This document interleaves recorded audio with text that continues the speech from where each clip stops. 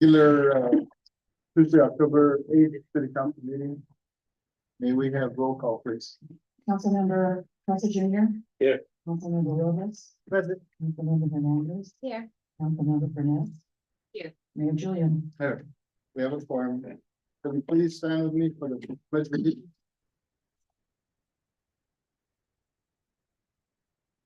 Ready? Begin. I pledge allegiance to the flag of the United States of America and to the republic for which it stands, one nation, under God, indivisible, with liberty and justice for all. Thank you.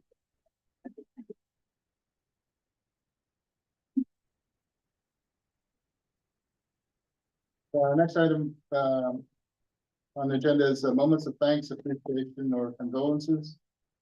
Is there anyone that would like to say a word or so? I do. Condolences and peace on the anniversary of October 7th attack. Peace to all those impacted by the October 7th raid or attack. And safety and best wishes to those impacted by the hurricanes in Florida. I can imagine going through that with Helene and then Milton right now. That's going to be years in the making. So safety to all of those. So nothing else. Then we'll move on to agenda review. Is there a council member that wishes to change the order of business that we have before us? We're good, staff, good? Yep. Okay. The next item is ceremonial calendar. We have several proclamations. The first proclamation is the Filipino American History Month, October 2024, and Councilman Robles, I've asked him to, to go ahead and read that. Will you do so, sir?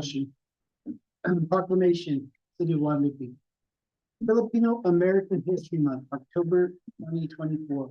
Whereas the heritage of the Filipino people enriches our own culture, and we welcome the history, culture, and contributions of the Filipino American community to our city, state, and the nation.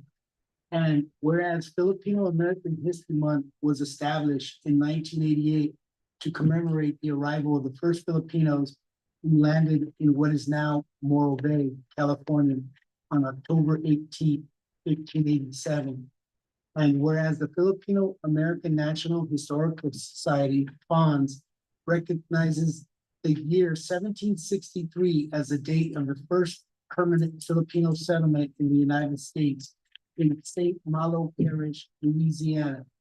And whereas the California Department of Education first recognized October as Filipino American History Month in 2006 by placing it on its celebrations calendar, while the 111th Congress of the United States and the California State Legislatures also gave recognition. And whereas for generations, the United States of America has been fortified by the talents and efforts of its diverse residents of Filipino descent. And whereas the Filipino American community continues to accomplish its goal to foster understanding through the development, promotion, and preservation of Filipino values, culture, and tradition, these citizens have truly made a difference, and their professional and civic involvement will continue to enrich our communities far into the future. And now, therefore, be it resolved by the virtue of the authority vested in the mayor, Julian, and behalf of the city council and all the city of Guadalupe, we do hereby recognize October 24th as Filipino American History Month, and invite the community to study, explore the advancement of Filipino American culture, people, traditions, and values that positively enriched our community. In witness whereof, I have hereunto set my hand and caused the seal of the city of Guadalupe, California to be affixed this 8th day of October 2024. And on behalf, we have Amelia Villegas, our karaoke star. Accepting our proclamation. Thank you. Thank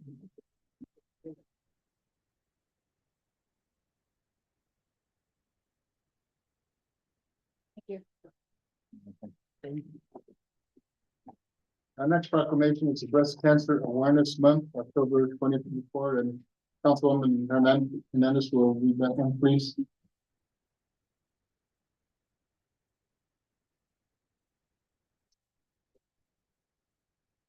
Breast Cancer Awareness Month, where areas breast cancer is one of the most commonly diagnosed cancers among women, and whereas Breast Cancer Awareness Month began in 1985 as a partnership between the American Cancer Society and Imperial Chemical Industries Pharmaceuticals, and whereas in 2024, nearly 300,000 new cases of breast cancer are expected to be diagnosed, where areas the emotional, physical, and financial burdens of breast cancer significantly impact not only patients, but also their families, caregivers, and communities, requiring comprehensive support and resources for all those affected. And whereas the American Cancer Society has searched endlessly for a cure through vital research and has a mammoth task of educating our community and all Americans of the risk of breast cancer.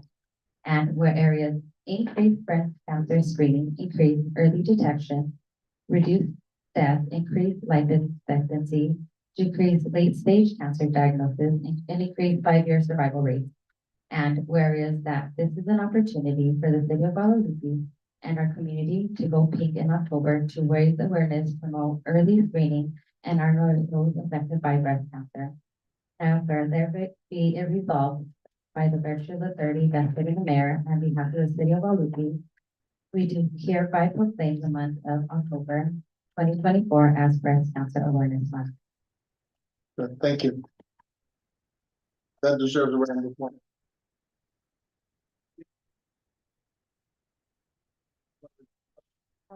Today, speaking this proclamation will be Eileen Ongo. Eileen, you can please come up.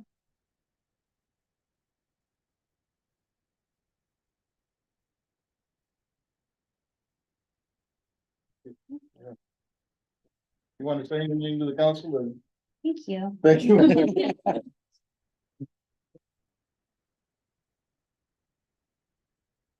you. I do have a few things to add. I am so excited to have Eileen here today as a resident of Guadalupe and this year's Day of Hope Ambassador. Eileen has demonstrated incredible strength, resilience, and dedication in advocating for breast cancer awareness. Your journey serves as an inspiration to us all, reminding us of the importance of early detection, support, and community. Thank you for being a voice of hope and a champion for others. Thank you.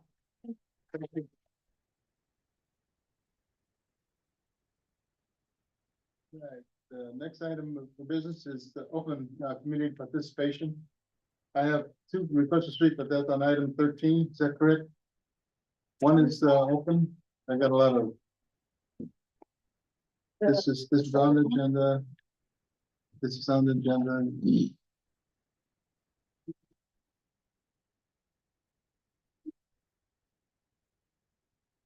It is on the agenda. Melanie, are you wishing to speak on something that's not on the agenda? If you're here, where are you? Okay, please come up.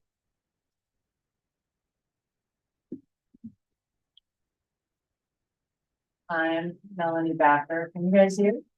No, I got it. Oh, no.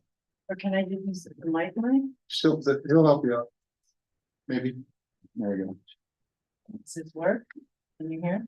No. There, now it's working. Okay, is this working?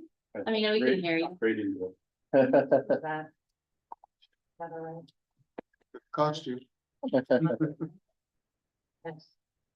Thank you, Mayor and Council, and everyone here. I'm Melanie Backer. I live in Guadalupe. And I just wanted to speak tonight because I'm very disappointed and angry and dismayed with how the Royal Theater has been managed and handled. I'm extremely disappointed with your project manager, Tom Granberry. Since January 2024, huge mistakes been made, large communication gaps, no communicating with residents and businesses in this town until things are too late, and many balls have been dropped. As a result, tonight, and I can talk about this later when you get to it, you're voting on whether to make this beautiful three-story design of the Performing Arts Center into a one-story, two-classroom performing arts building. And, you know, I read thoroughly the report that Tom Branberry put together, and here are the missteps. And you all, at the beginning. Are you gonna talk about this on the item that's on the agenda? No, I'm not talking about the design. I'm talking about the missteps that have been done. up Okay, to you have this another point. minute. Another minute, okay. 2024, January, the GBA and the rest of the town didn't know there was a shortfall of $3 million. And we could have been doing a capital campaign. And there was an RFP put together. And I'm just wondering, was it vetted by other theater organizations or theater operations for its viability and its reasonableness? And now I hear at a November meeting, you might be hiring more consultants for a capital campaign when things could be. It should be done with the town and by the people and for the people. Okay, thank you, Melanie. All right. All right, I'll talk later. Well. Anybody else out there wishes to speak on an item that's not on the agenda? That's not on the agenda? I have to leave early. We made a quick comment now. It's up to the council. It's fine. You're good.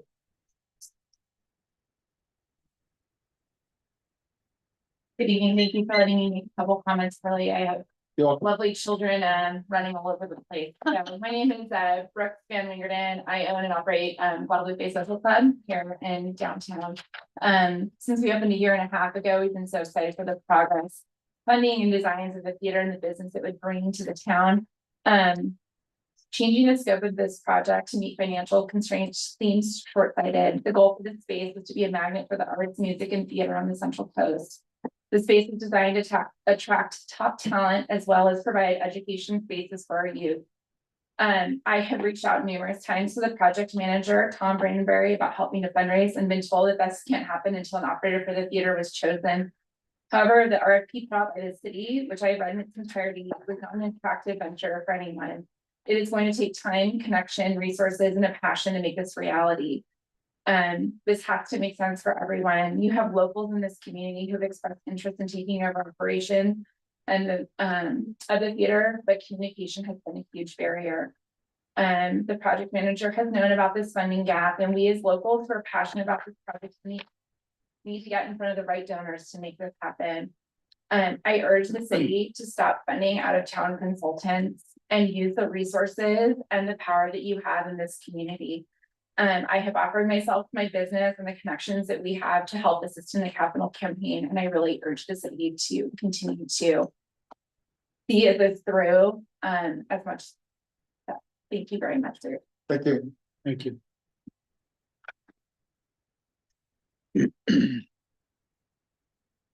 Okay, now we'll go to item number 7, consent calendar. The following items are presented to the council approval without discussion as a single agenda item. Is there a council member that wishes to pull an item that's on the consent calendar?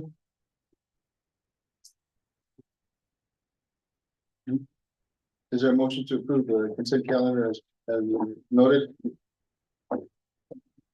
I make a motion to approve the consent calendar. Is there a second? I'll make a second. Mr. Willis is second. Any discussion? All those in favor of the motion say aye. Aye. All ayes, thank you. Next item is management reports, city administrator. Thank you, Mayor, Council, staff, public. I just wanted to hand out a National Register of Historic Places article. Comes out quarterly, then it talks about the Royal Theater in there. Just wanted to pass it along just for information. Also, Denise and I discovered that ARPA funds that we have in an original spreadsheet that was approved by council, a lot to do with the roof and the walls, or the roof and the walls of the city hall. We have to obligate this by the end of this year, December 31st. That meaning either under contract or through a PO or certain purchase. So I provided a list of items that a committee of staff got together to go for in the time frame we have left. Otherwise, we'd have to give the money back, as opposed to the roof and the walls, and we'll seek other funding as time goes on, because we do have an earmark amount of money for that as well, and we might have to seek other funding. So what I did is I just put together and gave you a copy, and we can put it online, of some items that we feel we could procure and purchase in place of some of them are already in the spreadsheet that we'll still go for, but some of them we've added, and it's really recreation oriented, because a lot of ARPA allowed for recreation and purchases of items there. So there's a list there, and I was just curious, and maybe ask the attorney, is there a possibility that if you're in agreement with these, you could just let me know and we could just start going out for quotes? I mean, or, just, we can come back with a staff report, but just to get a list of items to go for and bring it back in a resolution or, to amend the spreadsheet.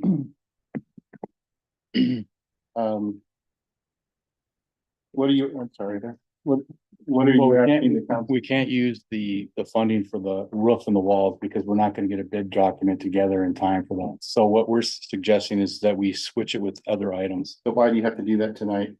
because of just timing. We need to, I just wanna get a sense. Okay, I guess you can, but it's not on the agenda, so we It's don't just get into any within- detail. It's within my report, but not something that I'm gonna go through.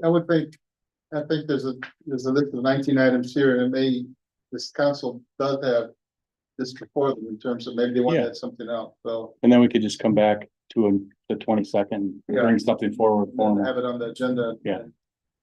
Actually, there's some of these items, looks like most of them can be earmarked by the end of the year, Right, but, I would hope that the council would look at this and staff, to determine which is prioritized, so. And what amount of money are we talking about? well, there's, I think it- the balance is 820,000 in the ARPA funds. Some of them are already there, so we can go for it. They're already in the group. There's a lot of funds in there we Okay. can already go for. Okay, so we have homework. Yeah. The council and everybody else, so. All it is. Anything else, Don? That's it. What's about planning department? We have that information before us, so is there any questions from the council? The planning department report, building department report, city engineer report? No questions. All right, we'll go to item 9, Director of Public Safety. Who's here to do that? Anybody? Not cheap isn't, but I can certainly go over. That report is in the It's the attached. document itself, so in our agenda.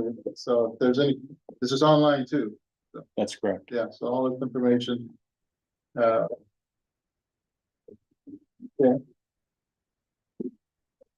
I see Anise is here. So we'll go to item 10, Recreation Services Manager. Thank you, Mayor, City Council, staff, and public. I'm just gonna go over some of the events and things that we have, sports for October. So, can everyone hear me? Yeah. Okay. So for October, we still have our volleyball and our basketball drop-in. Fingers crossed, next week, we will be able to start adding pickleball, drop-in as well. We purchased all the equipment and we're just waiting on one last, piece of equipment to come in to be able to offer that. As soon as that equipment comes in and we double check that it's all in working condition, we'll go ahead and put the schedule out, and kind of give that schedule a trial run.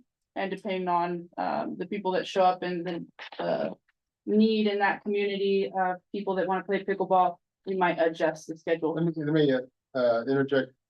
I saw the flyer there at Senior Center in terms of pickleball opening.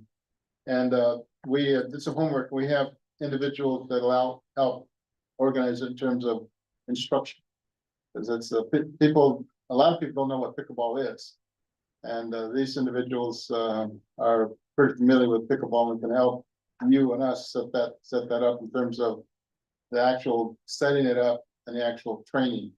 Because I was watching a professional pickleball the other day, and you need to know what you're doing. We're not Yeah. pros, Absolutely. but it's a good start. So when is the rest of the equipment coming in? It got delayed a second time. It should be in by tomorrow, so fingers crossed that will actually happen. So then pickleball should be able to start next week as long as the equipment comes in. But I would wait until you get someone unless you have someone that can help set that up and actually give instruction about that. Because you can say, you can come and deal with the pickleball, but if it's to play, people don't understand that. So I would think that there may be a drop in to where if you want to learn about pickleball, this is the time to come in. Before we start actual, With some instruction. yeah, I need some instructions, Okay, the only reason I was gonna start next week is because I have a group of people that know how to play pickleball that wanted to start. well, that's what I'm asking. So you have someone. Yeah, so as I've been marketing pickleball for the last week and a half, 2 Okay. weeks, Right. as coming soon, just to get kind of people in the community to know that it's on its way. So I've had people reach out and say, that's great, can't wait, waiting for the schedule, so in between Facebook and Instagram and putting flyers out, I've heard back from the community that there are people that already know how to play that like to play it. Okay. But I'm more than happy to speak with you. We can kind of, Yeah, I would think that even though there's nothing set, that those people that you have contacted with, to say, here's the day we're gonna talk about it, but, where you're gonna locate it, how we're gonna locate it, and instruction, and we go from there, so. okay. Take it up. Tomorrow soccer classes start for youth, 11 or from 2 years old up to 11. That is being done with Youth Evolution Soccer. They were here in the area last year as well, and they offer classes all over the county and San Luis Obispo County. So you have until tomorrow to sign up before, I think by about noon-ish. And all the information is on the website and on the social media pages. In addition to that, Christina Hernandez from the City Council has been so generous to provide her services to take the community on a free guided community hike at Rancho Guadalupe Dunes Preserve this Saturday at 9 o'clock. Like I said, it's completely free. You just show up at the parking lot, and once the group is together, she's gonna take you on a hike. Give you a little bit of nature, exercise, and adventure all at one time. So that's exciting. How far up? How far down? How far south? Wherever the wind takes us. Not out, not west, huh? No. Well, cool, good job. Yeah, Thank so I did learn that the kids of Guadalupe in the 2 different schools get out early on Wednesdays. Mhm. And I kind of wanted to provide a fun little activity, of course, open to all ages, but I was kind of in mind with the idea that the kids get out early. So we have 2 different things going on this month on Wednesdays. On the 23rd of October, we have a Lego build, so they can come out and they can build things with the Legos and enjoy the auditorium for an hour and 45 minutes before the school district gets in there. And just give them a little bit of time to do something in between school and going home. They can stay as long or as short of a time as they want. And then at the end of the month, on the 30th, we're going to have pumpkins that are being donated to us by the Pumpkin Patch, kind of smallish size ones, and they'll be able to decorate those and take them home. And it's that same setup where it's 2 to 3 o'clock. So it gives them an hour and 45 minutes to work on that. And last but not least, we'll have our Halloween movie night on October 25th. And the concession stand is a fundraiser for the Huskies basketball team. So we're hoping to have a great turnout for them so that they can use those funds for their basketball team. The Huskies? Oh, sorry. Oh, Apologies. you said Husky? Huskies basketball team, yes. Whitney, It's a travel ball Okay, that's basketball cool, team yeah. with, and they have kids in Guadalupe and Santa Maria. I'm glad that worked out. it is. Good. Rick and the kids are excited to do that, so. Where's that, here in the auditorium, where is it? Our movie nights are always at Leroy. Oh, so it's gonna be a Leroy, so it's, okay. Yeah, every single month that we have a movie night, it's always at Leroy. People are getting used to that setup and it's working out really well. Not last month, but the month before when the Guadalupe Cheer did it, we had 144 people that came to Cool. help their fundraiser and enjoy the movie night. So we're hoping for a great turnout for this movie night as well. And that concludes my report. Is it gonna be a Halloween movie? Yes, I was going to take suggestions from people, but I normally pick 4 movies. I put it on social media. They get to vote for 24 hours, with a little survey. And then whichever one the community picks is what we get to watch. They just have to be family friendly, so they have to be PG. Are they all gonna be, all 4 gonna be Halloween movies to choose from? It depends on the suggestions I receive. I always take in consideration what the community wants. Better suggest. I would suggest.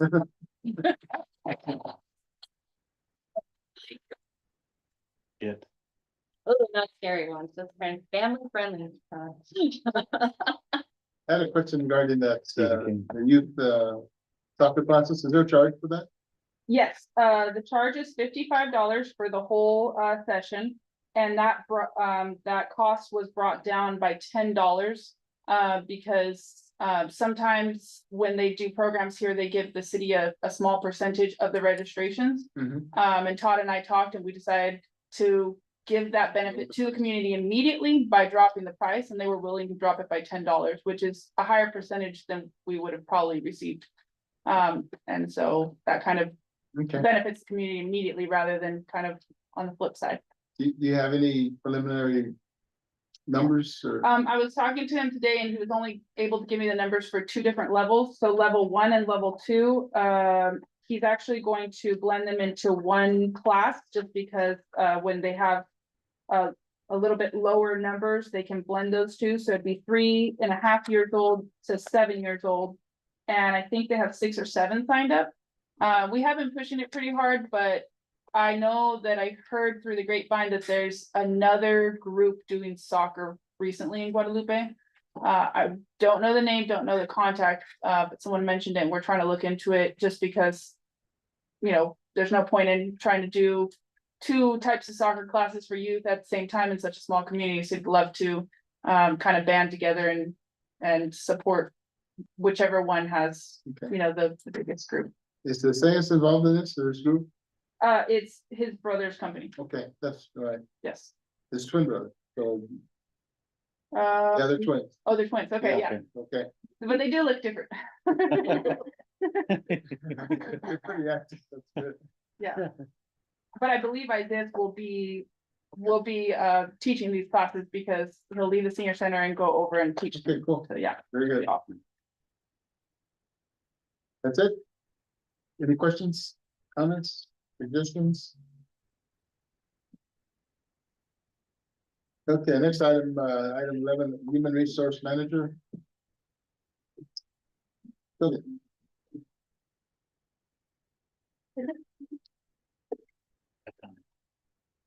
Thank you, Mayor and Council. Talk a little bit about recruitment. We do have Rudy Alvara, who just joined, the, team. Police officer, he's official now as of September. He will be recognized, the ceremonial oath on the next council meeting when Chief is here. The recruit candidate is pending background and going through all of the pre-employment requirements. We will be scheduling an interview next week for a fire engineer candidate that has applied and is back. And for public works, we did expand that job posting, and unfortunately, we are still not receiving candidates that are even meeting the minimum qualification. So I'm at a little bit of a standstill with that. The grant administrator, we did extend an offer to a candidate, and that decision is still pending from the candidate. We are starting to get multiple applications for the part-time facility rental coordinator, so I'm screening those applications and we'll get started on some interviews in the next couple of weeks. The negotiations with POA are still ongoing. Workers' comp, we do have 2 employees that were injured in the month of September. One of them was treated and released, and the other denied medical treatment. We have 2 long-term claims. Open enrollment for employee benefits, they have until this Friday to make any changes or submit any changes to me. They're aware to get that taken care of. We have multiple trainings that are going to be starting next week, all the way through December. for various departments, and these are required trainings. And I'm still working on the personnel manual and team building activities. And that's it. I saw a note regarding the quarterly recognition, employee recognition. So, Yes, that's part of the team building. okay, that's good idea. Yeah. Yeah, we have several nominations. They came immediately once I sent Okay. the email. None of us, It's nice.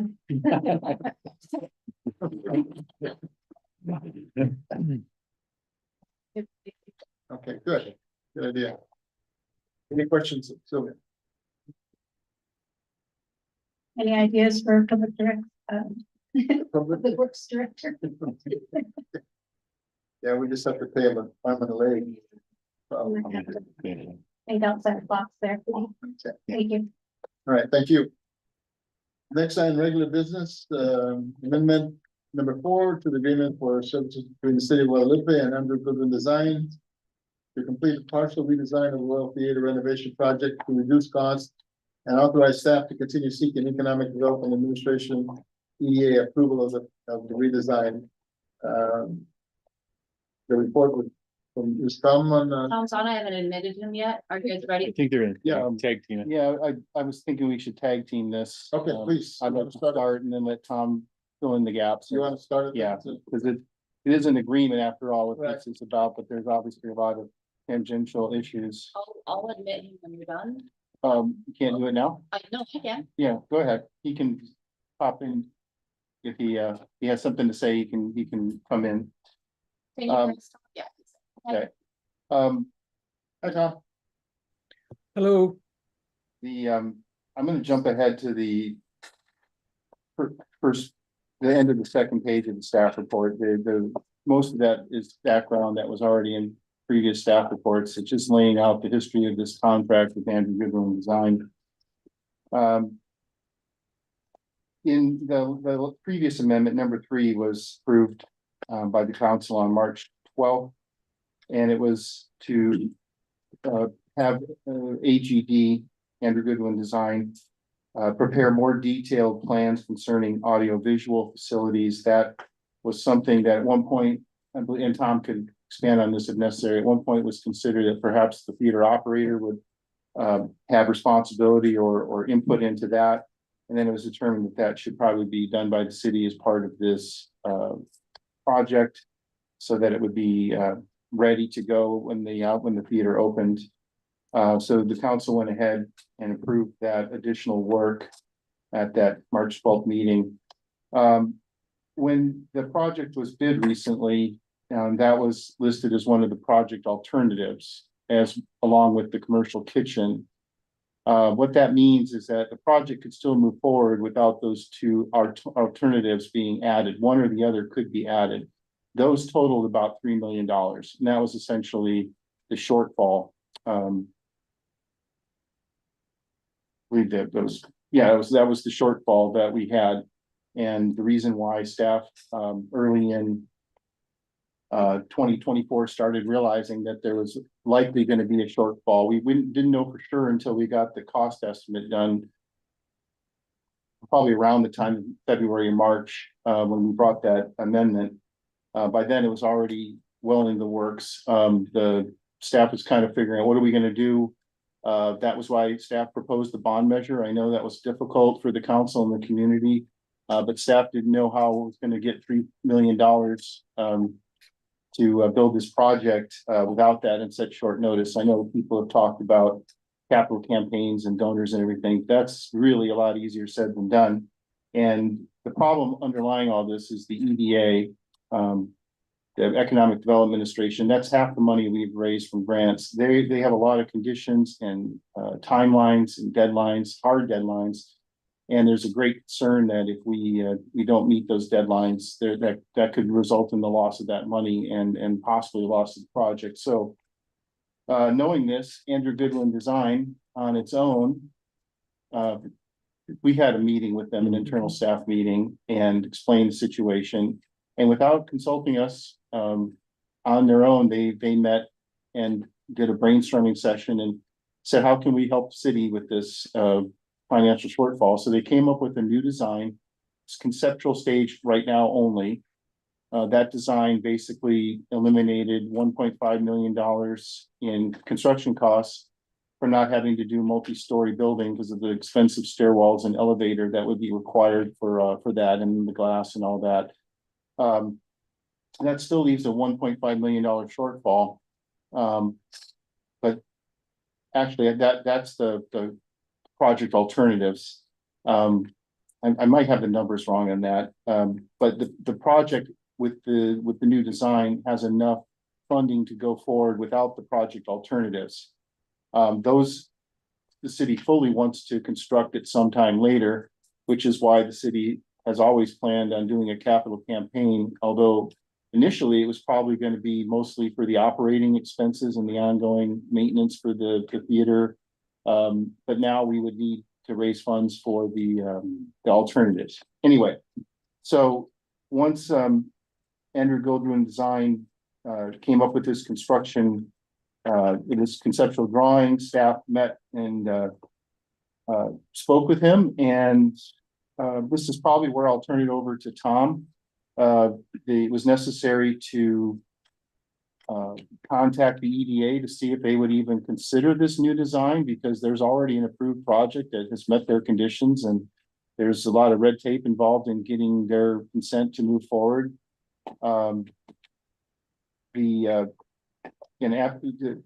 thing is that if the EDA is willing to consider this project, it will need new drawings to look at, and we'll need a professional, Andrew Goldwyn Design, to prepare those drawings. And that's what this item is really about. It's about approving an amendment to the contract to allow the architect to redesign the plans to accommodate this new design. And also, I remember there's something else we're asking. Oh, yeah. And Tom will expand on this. We had to move ahead, try to get EDA's approval. They have deadlines in advance of their committee meeting that's going to look at this before they make the decision. And so staff had to move forward and submit a number of documents and some other information to even get it ready to meet their deadline for their meeting that's coming up next week. Staff went ahead and did that without council approval, but we did so with the complete understanding that if the council doesn't support staff's action, it's easy to just tell the EDA to forget about it. But if the council isn't supportive moving forward, we would ask, and it's in the resolution, to ratify that action of staff. And with that, I'd like to turn it over to Tom for any comments he has.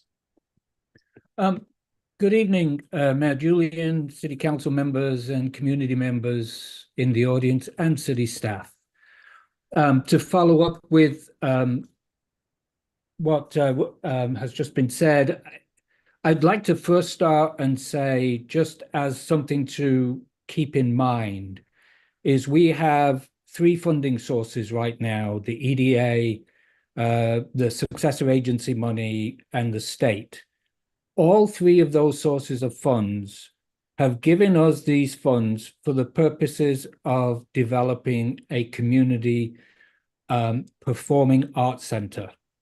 We cannot do anything but a performing arts center with these funds. So with that in mind, the design change that's being made is still a performing arts center. When speaking to the EDA staff, it was clear that we needed to go to their committee before these plans, the concept of the plans, could be improved. And the reason for that is we were awarded the funds on the basis of certain elements in the project, and those elements had to stay. One of the elements was the Performing Arts Center side of the building, which is the three-story building in the original design. They required us to have the plaza and the amphitheater, and they required us to rehab the historic building, the theater itself. So to go to to change that plan in any way from the original plan that the EDA approved. So the EDA approved the full design plan and the 100% plan set of our present plan, our present design. To change that, it required us to do a number of things and create a number of documents to be able to meet the October 16th deadline, the October 16th committee meeting. If we didn't meet that committee, we'd have to wait until a much later committee. And as you know, we're on a very tight deadline. We have to theoretically start construction March of 25, and we have to finish the project by March of 27. So going to a later committee date didn't make sense since we're on a very tight schedule. The things that they needed was an explanation of design, some concept design ideas, and a number of other documents. All of those documents were submitted. The EDA staff are happy with everything that's been sent forward and are ready to go to the committee and recommend approval. So tonight is really about one, asking the committee to let us go forward with that approval. And if so, to give Andrew Goodwin Designs additional funds for the purposes of taking this concept to full design.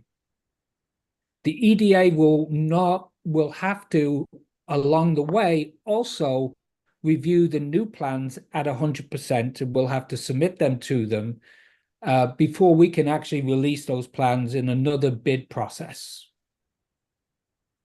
So we're doing a lot of stuff that has to get done in a very short time frame. And those are the two things that we're asking council today to approve. I'm not sure if there's anything else, Philip, that you can think of, but I think that covers it. okay. The initial bid, the bid that came in for the first design was 14 mil, right? 14. Yes, so up until now, all of the we'll call it the original the original design, because it really is, it's the original design. That original design, we had a number of cost estimates. The highest cost estimate we got in the middle of COVID was around 11 million. The lowest we got was somewhere around 9 million. What we have now is the bid actually came in at 14.5 million. Now, I do believe that that bid is high because it was a single bid. But it does show that the original design is way out of available funds.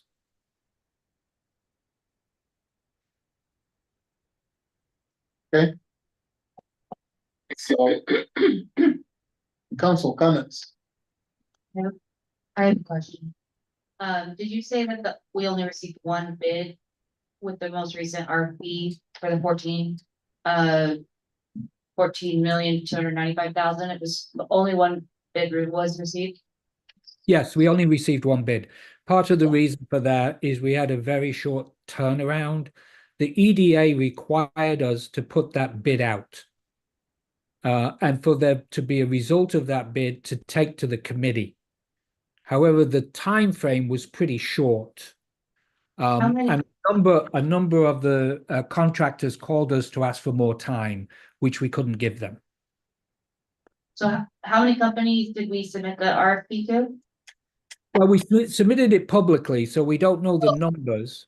We do know that about, I believe, around 6 or 7 were interested and asked questions and put in RFIs for us to respond to. So we think if we gave them more time, we probably would get somewhere around 5 to 7 bids. And how much time did you give them, or how we gave them, were able to give them? I'm sorry, I didn't hear that. Apologies. It's tough. How much time did they have? A little over, no, 5 weeks. Okay, And that's a lot, that's not a whole lot of time when you look at how this project is. absolutely. It seems like there's a lot of timelines. Is there, somewhere that we can see these timelines that are approaching us? Just because it seems like there's a lot of turnaround. But is there like, something that's tangible that we can have a list of upcoming? We could, Yeah, we can certainly do that. And Tom can correct me if I'm wrong, but I think the most critical timeline is the project has to be done by March 27 at this point, unless there's some change in the law. That is something we can't count on. It's possible, but we can't count on that. The construction start date of March 25th is not as critical, but it's certainly, I mean, this is not going to be an easy project to build. It's going to take some time. The later we start, the less likely the March 27 deadline is. So those are the two critical, or the two most important ones. I don't really know if there's any other deadlines other than the investment committee meeting on the 16th. We had a deadline in September on that one and made it. Are there any other deadlines that you can think of, Tom, that we would need to apprise the council of? Well, at this point, I don't believe so, but I am asking the CAC, the California Arts Council, which gave us the 5 million, to clarify if there is a deadline for those funds. I have not received an answer back at this point. And if I do, I will make sure that staff and council are aware of it, especially if it's before March of 27. And there is no current extensions on grants. one-time COVID. The EDA grant is impossible to extend beyond March of 27 because it's part of Biden's infrastructure, and the legislation had that as a deadline. So the EDA has no control over that deadline. They do have some control over the start of construction. That one can be fuzzy. Obviously, they wouldn't want us starting a year after March of 25, but they would be okay if we started a few months later than that.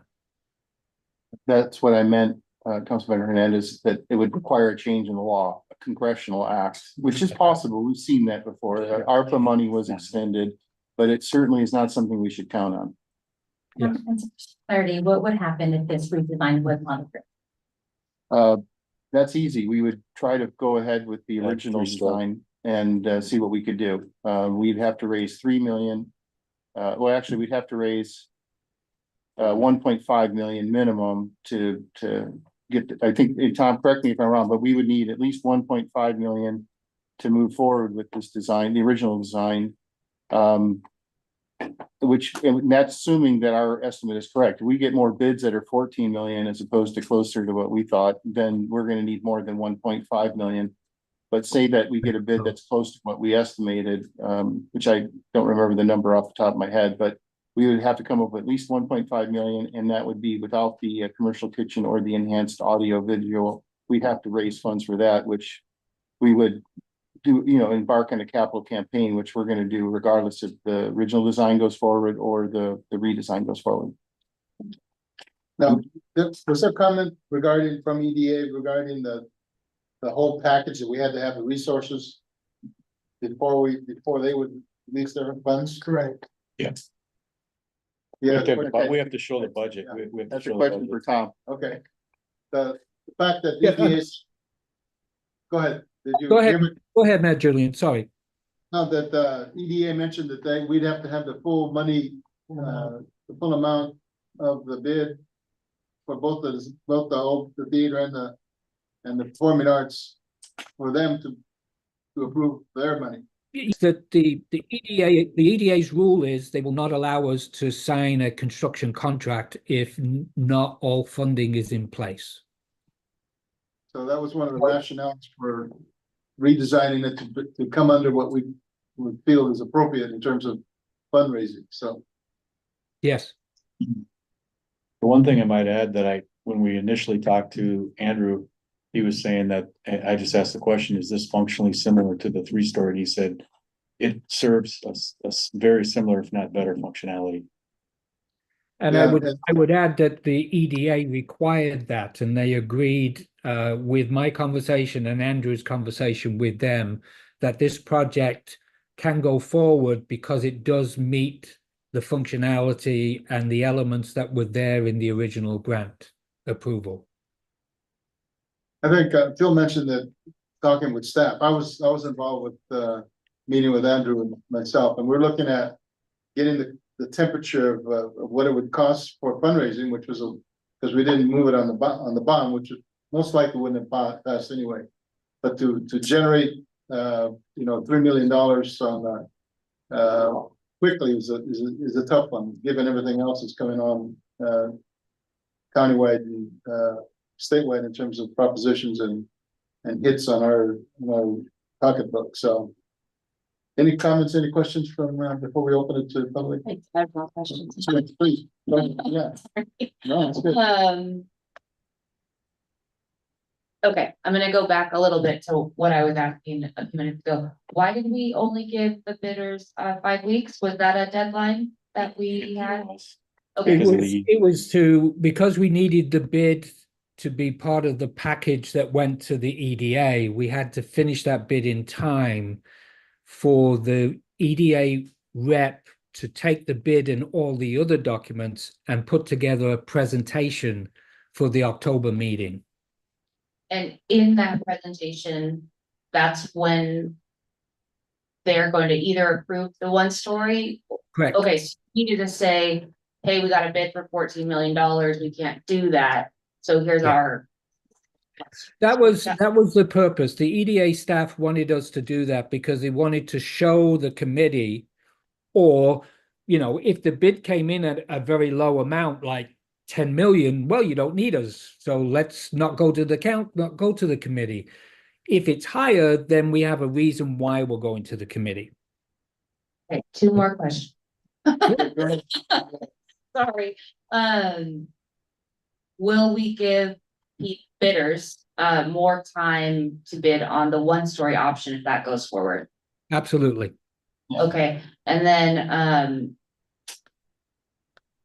if we approved this tonight, let's say, as you're asking, would we still have the option to go to the 3-story? Would both plans be approved by the ADA at that point? No, I think what we're doing is we're taking the concept is we're taking and asking for an amendment to the original grant agreement for this new project. Now, So if, so the answer would be likely no, but I don't know if we would want to have that other one handy, because I don't know if we'll ever have the money unless some surprise comes along. As a benefactor, I don't think we'll ever have the money enough to do. Let's assume the 14.2 million actually is too high. It wouldn't go down to, I would assume, and I'm guessing, but it wouldn't go down to like 12 million. That's still a significant shortage. okay, thank you. I would like, I agree with Tom. I don't think it's likely that we could kind of have both projects in play, but Right. it is theoretically possible, I think. If somehow we did raise a bunch more money, like maybe we got $6 million and now we have plenty of money to do the original design. I think since it's already approved plans for it, we might have approved plans for this other design too. But then we could go back to the EDA and say, yeah, we got the money, we'd like to do the original design, but I think at that point, it would be a question for the council to decide which design to go forward. But at this point, Tom, I don't think, I'm very skeptical that we would be able to raise enough money to do the original design in time. This redesign is probably our best chance of doing that. And if I'm wrong, I'm happy to eat my words, and then we can maybe go back to the original design, but staff recommends this path as the most likely to get a project that will be a performing arts center. Okay, And I don't think we'd want to, if we had it over, say another, say the bid came in at 9 million a second. And if we had somebody donated 4 million, we're not gonna split and go back to the first one, because you use that money to actually doll out the whole performing arts side. of things. As I said, that would be a council decision. Yeah. But, yeah. Could I It just is add- theoretically possible that if Can I we just- had, we could keep both designs in that. Could I just add that just putting these plan sets together, I mean, when we're in a short window of time is like 4 months, that's. So we didn't have a lot of time to put this whole set together for this restory, just, that pinched us too for time. And I in kind of response to Christina, council member Hernandez, is that there's been a lot of checking back and forth with EDA. They're very strict in terms of, in fact, today, we had to sign another paper document with the California Historical group that approves this whole process. So there's just been a lot of check marks that we had to make. Sometimes we didn't know about it until they said, by the way, you have to do this too. So, And also, Mayor, you just to keep in mind, I tracked it, there's been at least 25 to 30 staff reports and resolutions that went officially to the council, and that's just the official stuff that went in front of the council, look publicly. So this project that has been touched by way above that, even in terms of background work, but in terms of actual city proceedings, I think it's been about 20 to 25 times that the city has addressed the Royal Theater. it's complex. And if I could just add just one other point to be considered, part of the reason the EDA committee is looking at this is because one of the aspects that they're looking at is, can the city of Guadalupe complete this project? Are they able to complete the project? And going in front of them, we had to make sure that we showed them that we have the capacity to do this. Going back to the EDA after this approval of this plans and say, hey, we want to do the other one, will not look good to the EDA. So I would caution you on thinking about keeping both of them going. Understood. It's like building a home. You don't want to spend more than you need to, so. Yeah. Please remind me of the EDA hearing date, October 16th. October 16th. And then after that, October 16th, are there plans for any like public informational sessions for updates? Sounds like there is now. Well, as I do the Facebook page on behalf of the project, I will certainly be announcing it there, and I will certainly put the renderings up. I have not done any of that at this point because the council hasn't approved it and the EDA hasn't approved it, but I will certainly blast it out there.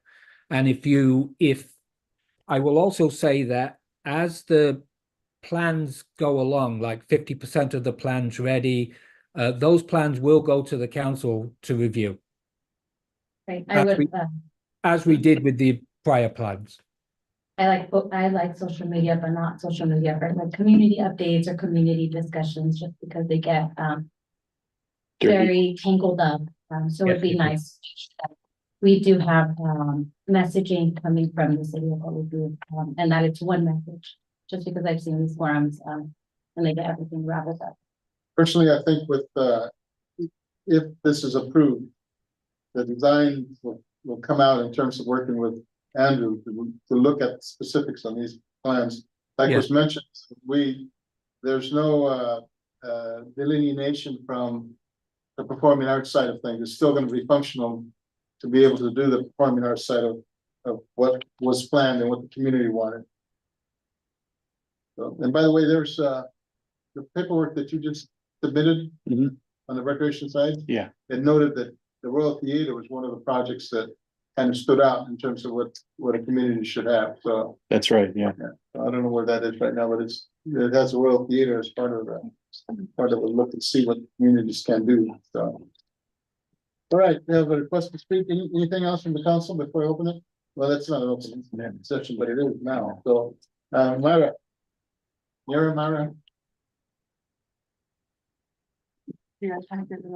Oh, yeah. Good evening, my name is Mira. Okay, you got the me.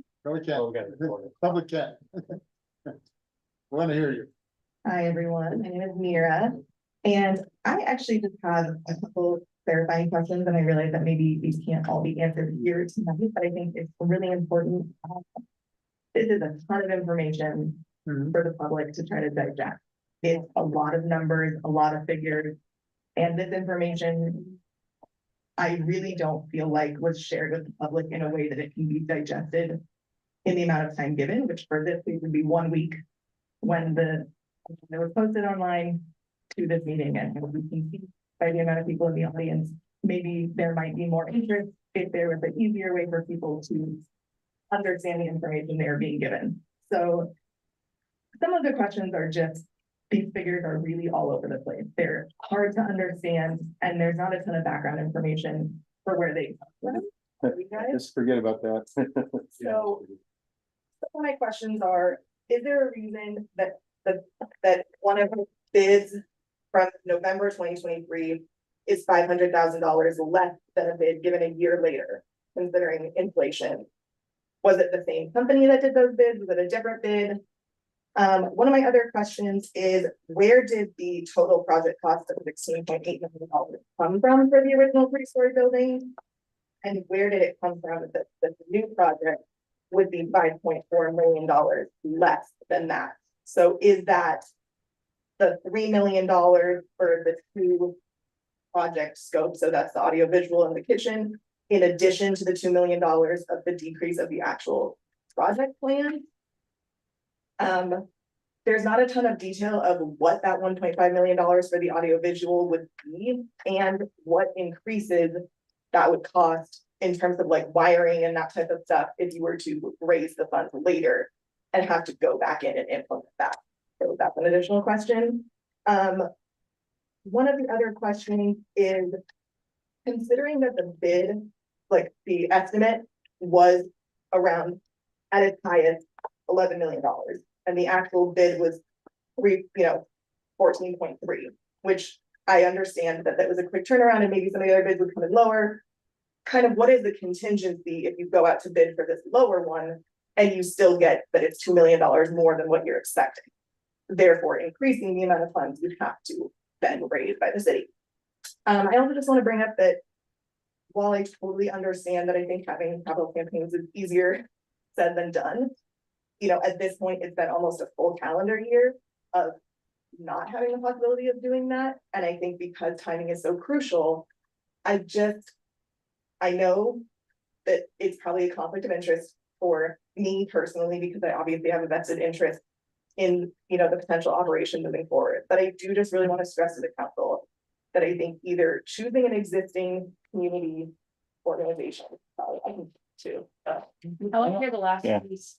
Whether that's the Recreation Commission or whether that's the CAC, the newly formed nonprofit, I think having an oversight committee to really delve into this moving forward is really crucial to the success of this project. And I think that having an oversight committee for the current program management team is really important. Well, one of the things, as you know, nobody applied for the management position, so we're not even dealing with the management position with this. But I think you're right, that we have to have, given there was no applications for the management side, that we need to talk with the individuals, because when we had a Zoom with the BCPA Theater, the Granada Theater, the theater and Lompoc manager, Jeff. yeah, some other folks Yeah. basically said the same thing, to where you need to work out another relationship with whoever wants to manage it. Because if we're asking for a ton of money up front, it's gonna be difficult to do. So right now, we're not talking about that, but I think you're right when it comes to both what Christina said, to let people know what's going on, and also on the management side, because there's we haven't brought that back to the table yet, but it's one that needs to be brought back in terms of the management side. And Now I totally understand that. And I think my main concern is that I do think that those two pieces are connected with each other, because again, some of this shortfall is going to then become a partnership between the future operator and the city to raise those additional funds to be able to do all of the things that the Performing Arts Center is made to do. And I think, again, it is a very quick turnaround time, even if it's 2 years of construction. And I think, ultimately, yes, getting the doors open is incredibly important, and creating a sustainable path towards having this be successful for generations to come is equally as important. And I just think that those pieces are connected to each other. And I think the information piece is also connected to that. Well, I think we need a building to be able to do anything. Absolutely. So first of all, you gotta have that building. And then looking at the management side of things, so they're connected, but not, if we don't have the money to Build it and they will come. build it. It's a walk, nobody gets anything, so. You mentioned bunch of numbers here, I couldn't follow that, I don't know if anybody else followed it, I don't know if Janice followed it, Oh, Tom. or Tom. Yeah, I can respond to it, but I do want to clarify something. There were not bids in multiple years. We had cost estimates in multiple years. So those cost estimates are based on, and we did, up to now, I believe we've had 4 cost estimates. The last one was actually for the single story project. So we've had 3 on the multi-story project. The first one was done, which is the highest, was high because it was in the middle of COVID and prices were significantly higher. The last one was the lowest, again, probably because it's further away from COVID. Those bids also included contingencies. So you are right, those numbers are those numbers appear to be low. The cost estimate originally was done as part of Andrew Goodwin's design scope of work. So they originally hired the construction estimator to do the work. That same construction estimator did the second one, and then the city went out and procured a new construction estimator for the last of the 3-story buildings.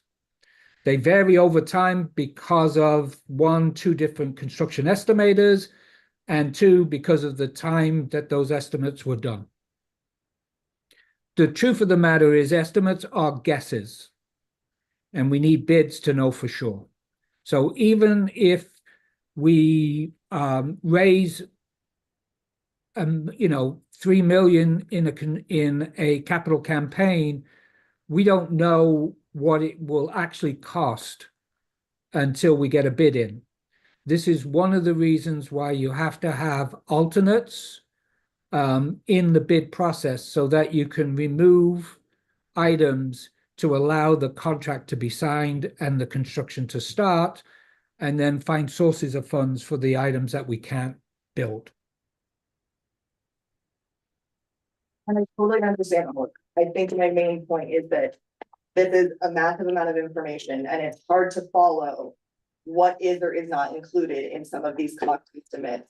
And I think it's important that it's written in a way that everyone can digest it. And then the community members who are interested in partnering with the city when the time comes to assist in raising funds have a full sense of what the need is, or, you know, close to it. I do think that the community is not going to know the full sense until we have a bid. Which is fine, Tom, Yeah. because then we'll be able to provide that information that she's asking for in a comprehensible package, and I think that's an excellent suggestion, and we will do that. And I know that with Andrew and everybody else that's been on it, we've had engineers on it, we've had asbestos people on it, we've had quite a few inspectors on it, our folks going in and out of that. So there's a lot of background information in terms of what's going on. But like Phil said, if we know here's the bid coming in for sure, we can't do the 14.3. That's it's really too expensive. But given what Andrew was saying, is that the project will not need to be denigrated anyway based on any redos in terms of the building that we see. You see the schematic there, and also in the council report. So I guess my last call out just to that point would be that I do think that the loss of a commercial kitchen and the loss of audiovisual in the amount of $3 million is a change in the scope. but what do you want? Can I just clarify something? I don't know Sure. where the prices came from, but but the audio visual and the industrial kitchen does not cost anywhere near 3 million. I don't know where that number came from. I think earlier today, it was said that each component was. Yeah, that was my mistake. That was my mistake. It's 1.5 for the two alternatives together. We're 3 million short. No, it's my fault. We're 3 million short. If we have 1.5 million in alternatives, that still leaves 1.5 million for us to raise minimum for the original design. But if the new design, we save that 1.5 million, which allows us to proceed without the alternatives, which we definitely want to do. But we'll have time to do that while the building's being built from 25 to 27. We'll be having a capital campaign, raising money for those. And then we'll be able to schedule those jobs later. Hopefully, that's the plan. I hope. And that's what we're trying to, we're really desperate deadlines, trying to get everything lined up so we have a project that's viable so that we can get our funding sources and move forward with plans and check all the boxes that we got. And then we can worry, we just got to keep moving one step at a time. Thank you. Thank you. Next individual, Melody. Hi, thanks. This has all been very helpful. How much is needed for Andrew and his team to do? You mean the extra work that Yeah. for less than 200,000? 168,000. Yeah, I'm sorry, what? 168,000, because there's some work that was already involved in the previous contract. Okay, so like, again, with audio, visual and sound being so important, and also for gathering, incredible talent and incredible people who want to come to Guadalupe. Your plan is to keep fundraising so that while the walls are being built, you can shove in that stuff that, obviously an operator getting in later, having to undo the walls and everything, it's gonna be fiasco. And again, with this whole capital campaign, again, communication, I agree with Christina, it would be great to get deadlines, and I'll take them to the GBAs, just so people know. But we need to take them to the community. Yes, That And- the community is made up of everybody in this town, oh, yeah, not just the sure. DBA. No, I know that. Okay. It's just that I found out about this meeting on Friday. And we don't have a time, again, everything is happening just really quickly, and a capital campaign, I really hope that the public and we can be involved too, because we have sources and our hands have been tied. Since I found out that we did, it's very frustrating. Well, you've seen I- Facebook, I got a you've question. seen Facebook where people say, we don't need this building. Yeah, Yes, we don't need this building. I have funding sources, but Okay, Well, we're moving forward with this. What I can say is, if you have funds, by all means, I don't. yeah. Oh, and so if I Yeah. could just say one other thing, first of all, in regards to the audio visual and the industrial kitchen, those were those were alternatives in the original design. Alternatives have not been determined in the new design because we haven't even started the design. So don't assume that the audio visual and the industrial kitchen will be the alternates in this new design if it's approved by council. Secondly, I have offered my time to any organization, and this is known, any organization that they would like me to meet in those organizations and give you project updates. That is still available anytime. So I just to push that out there in case you're feeling like you're not up to date on the project. I'd be happy to do that. Thank you, and I love the packet idea. Thank you, Phil. Thank you. All right. Back to the council. We need discussion. Yes. Okay, that's what. I just appreciate those that came out to discuss this tonight. I think, well, I can speak for myself only that, we have the same vision and what we want for the community. And I'd like to note that while I have professionally in my, regular life, have a little bit of background in construction projects with the government and stuff like that. I've learned I'm not an expert on certain things. And I can attest to the amount of work that's gone into the plans, the budget, I mean, just to put an RFP out, especially at this size, that's a ton of work. So part of me has learned to trust the experts in the respective fields, knowing that they have the same goal as I would like. So, it took me a little bit to digest the numbers also. And I got the agenda at the same time that you did. So I can relate to that as well. But I know that those aren't just thrown on paper. They are, scrutinized and looked over and discussed in length by those that get paid to do it. We're all here. I mean, we get paid a little bit, but, that we've hired the professionals to work on this project. So part of me, although I would love to see the big grand building that we have planned, I do want to see this project move forward in some capacity. I don't think, at this stage in the project, losing too much of the functionality that we hope for. So that's my opinion, but I wanted to say thank you again for coming out. We're on the same page. I've put some work into discussing capital campaigns and whatnot, just on my own time. So, I agree that we could be a little bit more, communicative with the public. But again, I know that there's been nonstop work on this, and I appreciate those that have put the work into it. I think, if and when we approve this redesign, then we're gonna find that individuals will be more than willing to, because you eat an elephant one bite at a time. Maybe we just have a little guinea pig and we have to eat one bite at a time, not the whole elephant. So, this will, I think, give us the fruition that we needed to get this project done. So, comments? Any further, Tom, anything else? No, he's good. Yeah. All right, we're looking for a motion. You've got two resolutions here. Well, I think we could find one. you got the one resolution 2461. That approves the amendment. Yeah, and then the resolution, sorry. The resolution includes the ratification, so it's just one resolution, but the two actions. Okay, cool. Is there a motion to approve resolution number 2024-61?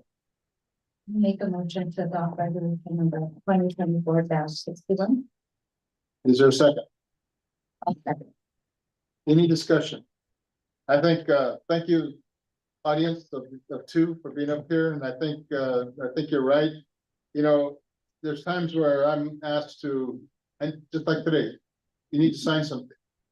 And today I wasn't playing golf or anything else, but it's come in the sun and had to go to EDA today. And that's happened twice over the last couple of days, where there's immediately you had EDA required information. And Phil, I know that you've been working on, on items, so is Todd. So there's a lot of people behind this effort. So we'll have roll call, please. Councilmember Considine. Aye. Councilmember Robles. Aye. Councilmember Hernandez. Aye. Councilmember Fernandez. Mayor Julian. All ayes. All right, thank you, Tom, for your information. Thank you, everyone. Appreciate you. Thank you, lady. Thank you. Thank you, Tom. Okay, item 13, future agenda items.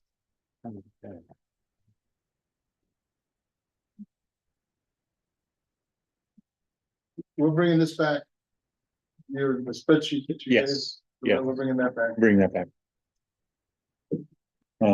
I can add something. Larry Apple Integrity Planning Contract Renewal and Jeff Van Eyck for city engineer.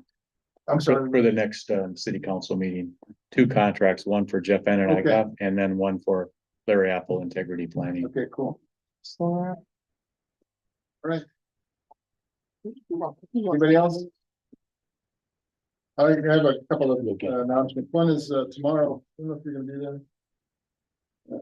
The Community Environmental Council is gonna receive a check from Senator Limon at 10 o'clock at the Dune Center for 1.6 million. And that'll go for projects in Lompoc and Guadalupe in terms of environmental issues. So that's 1.6 that we're getting. Also, the mayor's, if anybody wants to go there, it's 10 o'clock tomorrow. Mayor's Bash, it used to be Mayor's Ball that Phil used to dress up for. Yeah, But it, you don't have to anymore. Okay, that's good. Well, it was for United Way, and all the mayors, all the 5 mayors of this area were asked to attend. And proceeds go to I've got a little note here, go to Literacy 2.0, Dolly Parton's Imagination Library, Ready for K and Beyond, Sammy Rabbit's Money School, and Today for Tomorrow Savings Challenge. So it was interesting, and it was good. A lot of major sponsors, for the event, so. So I had, anything else from anybody? I just want to share that Mary Barron is having the Fall Festival fundraiser October 18th from 5 to 7 p.m. That is next week, October 18th, 5 to 7 p.m. Mary Bear, Mary Barron. what are they gonna do there? There it seems like there's gonna be different vendors, sweet affair, locals, market. They're gonna be selling food, as well as carnival games. And it's 10 tickets for $5. Is there a motion to adjourn? And make a motion to adjourn. I second. All those in favor of the motion, say aye. Aye. Thank you. Yeah.